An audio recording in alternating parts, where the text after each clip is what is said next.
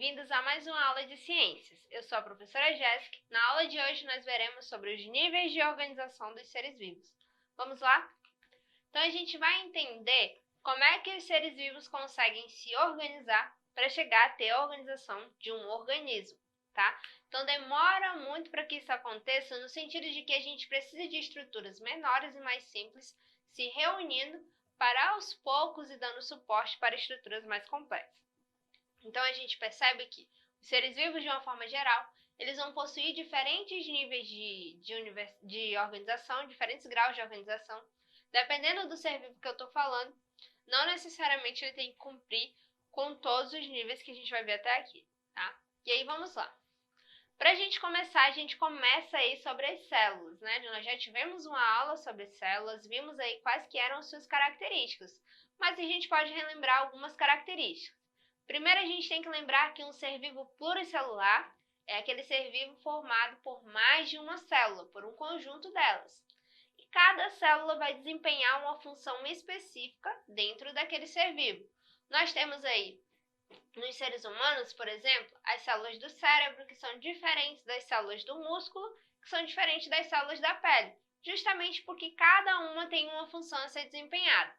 E essas diferenças, né, estão relacionadas aí também com as atividades que vão sendo exigidas pelo corpo ao longo do dia, né, ao longo do que o metabolismo vai sendo ativado e exigindo. Só que vale a gente destacar que os seres que são mais complexos não vão possuir só células, eles vão precisar de estruturas mais complexas também. E aí o que vem depois das células? Conforme essas células vão se reunindo, vão se agrupando para desempenhar alguma função, nós vamos ter a próxima estrutura. E a próxima estrutura aí, no caso, são os nossos tecidos, que assim como as células, né, quando estão soltas, desempenham funções exclusivas ou funções únicas, os tecidos também não seriam diferentes, porque são grupos de células diferentes que se reúnem para formar cada um dos tecidos que nós possuímos. Por exemplo, os músculos humanos, eles vão ser constituídos por um tipo de tecido. Já os nossos ossos por outro e assim por diante. Dependendo do que eu estou falando, eu vou precisar de um tipo de tecido atuante. Aí a gente observa que nós temos o tecido epitelial, né, que é a nossa pele que vai estar recobrindo a superfície do nosso corpo. Nós temos o tecido muscular, que já é caracterizado por possuir fibras que podem contrair. Nós temos o tecido nervoso, que a sua característica já vai ser células que vão ter projeções que vão permitir os sinais elétricos, que vão permitir a passagem dos impulsos nervosos. Nós temos o tecido sanguíneo, tecido cartilaginoso, né, que é aquele que forma todas as cartilagens do nosso corpo, tecido ósseo, tecido conjuntivo frouxo e assim por diante. Dependendo de que parte do corpo eu estou falando, eu vou ter uma exigência específica e, consequentemente, um tipo de tecido para formá-lo. Além dos tecidos, eu tenho os órgãos. O que seriam os órgãos? Eu tinha lá as células foram se reunindo para desempenhar funções específicas, cheguei nos tecidos. Da mesma forma como as células podem se agrupar, os tecidos também podem. E aí, conforme os tecidos vão se agrupando, vão se organizando, eles vão gerar uma outra estrutura. Agora vão gerar os órgãos. Então, conforme eu tenho agrupamentos de tecidos para desenvolver uma mesma função dentro do corpo, eu tenho os órgãos. E o nosso corpo, assim como o corpo dos outros seres vivos, é constituído por mais de um órgão. Mas é claro que os seres humanos, em comparação com muitos seres, né, ele possui um número muito maior e possui muito mais órgãos. Nós temos, por exemplo, o estômago, que vai ajudar aí no processo da nossa digestão. Nós temos os nossos rins, que vão fazer a filtração do nosso sangue a todo momento. Os pulmões, que auxiliam a gente no processo de respiração. Temos aí também a tireoide, o timo, o fígado, pâncreas, o intestino. Todos esses que eu falei para vocês são só alguns dos exemplos dos vários órgãos que a gente tem no nosso corpo. Além dos órgãos, nós possuímos uma outra estrutura também. Nesse caso, gente, conforme as células se reuniram para desempenhar funções, né, formaram aí os tecidos. Os tecidos foram se organizando, né, eu tinha lá o tecido conjuntivo, o tecido esquelético, o tecido ósseo, enfim. Conforme os tecidos foram se organizando, eles deram origem aí aos órgãos. E os órgãos também, se eles começam a se organizar para desempenhar uma função dentro do corpo, também nós vamos ter a formação de mais uma estrutura. Agora, no caso, nós temos aí os sistemas. Então, os sistemas, eles são a projeção e são o resultado de órgãos que se reuniram para conseguir desenvolver uma atividade dentro do teu corpo. E assim como nós temos um conjunto de órgãos, nós também temos um conjunto de sistemas. Nós temos aí nessa imagem a representação para vocês dos órgãos reunidos para desempenhar a função do sistema cardiovascular, o sistema respiratório, o digestório, o nervoso, o endócrino, o excretor, o urinário, o esquelético, o muscular, o imunológico e o linfático. Vamos ver aí sucintamente sobre a função de cada um. No cardiovascular, eu tenho, por exemplo, a participação dos corações, do coração, aliás, e das veias, que vai ser importante, né, para fazer o bombeamento do nosso sangue, que precisa percorrer todo o nosso corpo, transportando os nutrientes que ele precisa. Ao lado eu já tenho o respiratório, que vai ser composto aí pelas vias respiratórias, pelo nosso pulmão, pela faringe, pela laringe, e que vai permitir a entrada de ar e a saída também, né? A gente respira oxigênio e nós expiramos o gás carbônico, é o processo de respiração acontecendo, e quem faz essa troca são os nossos pulmões. Nós temos aí também o sistema digestório, que é para a gente conseguir absorver o máximo de nutrientes possíveis dos alimentos que nós oferecemos para o nosso corpo, e é assim que a gente vai obter energia para as nossas atividades. Nós temos aí também o sistema nervoso, que ele é essencial, às vezes até mesmo, para controlar a atividade dos outros sistemas, tá? Porque a gente tem aí a ação dos impulsos nervosos, tem interpretação de mensagens acontecendo, porque a gente vai conseguir entender o ambiente onde nós estamos, entender qual ação a gente tem que ter em relação aos estímulos que a gente vai recebendo. Nós temos o sistema endócrino, que também ajuda bastante no controle de muitas das nossas funções. O endócrino já está relacionado aí aos nossos hormônios, tá? E esses hormônios, ao longo do tempo, vão se modificando, principalmente quando a gente passa pelo período da puberdade. Temos aí também o excretor, que é para eliminar substâncias que o nosso corpo não precisa, ele também gera resíduos, né? Temos aí o urinário, que é para fazer a filtração e depois a eliminação da urina, através da uretra.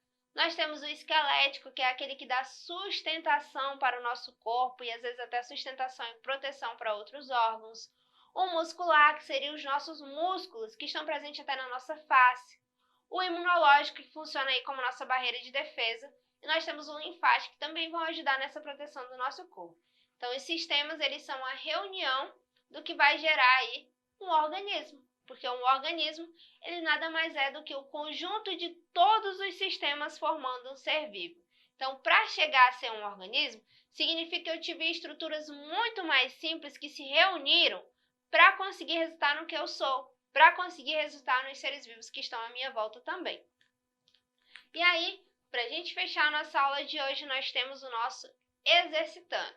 Na nossa primeira questão, nós temos o seguinte: constantemente, ao falarmos de anatomia e fisiologia humana, citamos alguns sistemas presentes no corpo, como o esquelético e o digestório. Um sistema, ele pode ser definido como um conjunto de quê? Letra A, células. Letra B, órgãos. Letra C, tecidos. Ou letra D, organelas. Qual a alternativa é verdadeira?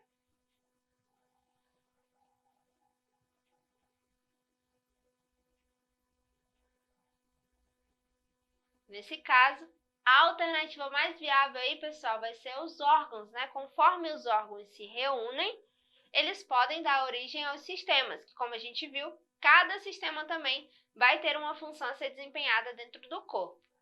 Na questão 2, nós temos o seguinte: observe a seguir os níveis de organização de um ser vivo e marque a alternativa que contém os termos que substituem adequadamente os números 1, 2 e 3. Nós temos célula, seguido do número 1, que nós temos que substituir, o 2, depois nós temos sistema e o número 3 para substituir também. Na letra A nós temos 1, tecido, 2, organismo, 3, corpo. Na letra B, 1, órgão, 2, tecido, 3, organismo. Na letra C, 1, tecido, 2, órgão, 3, organismo. E na letra D, 1, organela, 2, tecido e 3, corpo. Qual a melhor alternativa para substituir os números?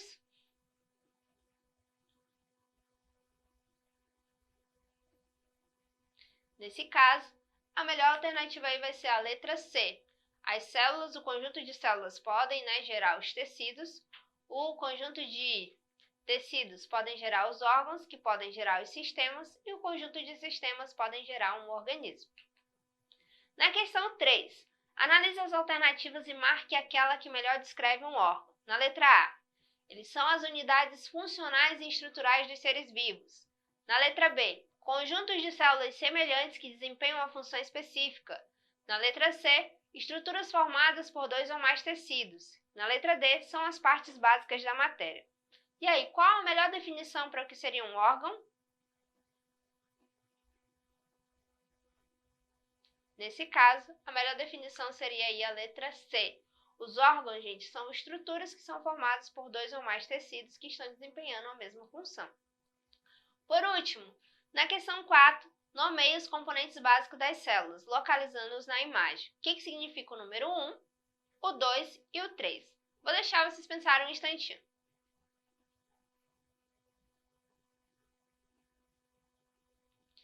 Nesse caso, nós podemos substituir o número 1 por membrana plasmática. A membrana plasmática é essa parte que envolve toda a célula, que vai fazer o controle de quem pode entrar e quem pode sair da célula. O número 2, ele fica depois. O número 2 é essa parte mais viscosa. Como é que é chamada essa parte líquida e viscosa?